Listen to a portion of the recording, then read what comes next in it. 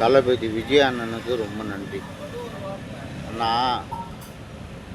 நான் உங்கள் கட்சியில் டிவிகே கட்சியில் கார்த்திகை மாதமே வந்து சேர்ந்துட்டேன்.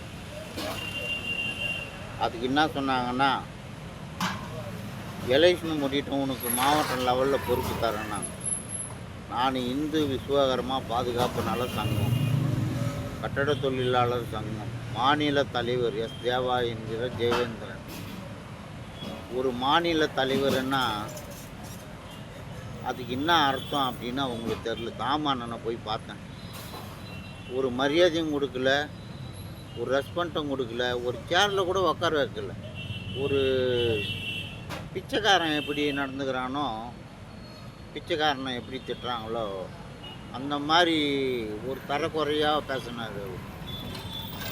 அதனால ஒரு ராயபுரம் தொகுதி எம்எல்ஏக்கு சரியானவர் இல்லை. அந்த தொகுதியை சரியில்லை. அவர் அந்த தொகுதியில் இருக்கிறவங்க, ராயபுரம் தொகுதியில் இருக்கிறவங்க ஒரு 2 பேர் வந்து அவரை பார்க்கலாம். பார்த்துட்டு எனக்கு அந்த இதுவும் சரியில்லை, இந்த இதுவும் சரியில்லைன்னு சொன்னாங்கன்னா மரியாதை கொடுக்க மாட்டார், யாரையும் பார்க்கவும் மாட்டார். ஒரு சாதாரண ஆட்டோ ஓட்டுற டிரைவரு 1500 பேருக்கு அன்னதானம் பண்ணார். 100 ரூபா ஒரு ஆளுக்குன்னா 1500 பேருக்கு 1,50,000 லட்சம் ரூபாய் ஆகுது. இன்னும் போஸ்ட்டு கட் அவுட்டெல்லாம் வச்சதுக்கு ஒரு 50,000 போடு 2 லட்சம் ரூபாய் ஆகுது. இதில் ஒரு கார் ஒன்று வாங்கிக்கிறார். இவருக்கு ஏது கணம், இவருக்கு ஏது பணம்? எனக்கு மாவட்ட லெவலில் பொறுப்பு தரேன்னா கொடுக்கல.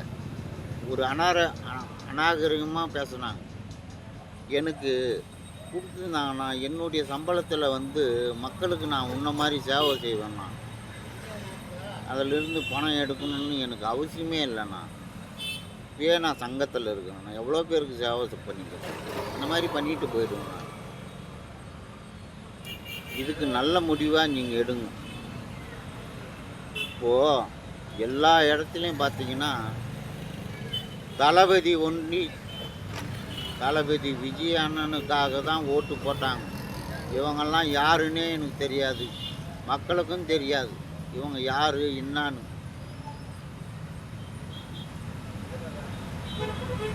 ஒரு மாவட்ட செயலாளர்னா எத்தனை எம்பி ஒரு கையில் இருக்கணும், எத்தனை எம்எல்ஏ ஒரு கையில் இருக்கணும்னு தெரியாது. நான் தப்பாக சொல்கிறேன்னு நினச்சிக்காதீங்கன்னா, உண்மை சொல்கிறேன்னா. டிவிக்காயில் நான் அப்பயே வந்து சேர்ந்துட்டேன் கார்த்திகை மாதமே. இதுக்கு நல்ல முடிவை எடுத்து எனக்கு ஏதாவது ஒரு பொறுப்பு கொடுங்கண்ணா. நன்றிண்ணா, வணக்கம்ண்ணா.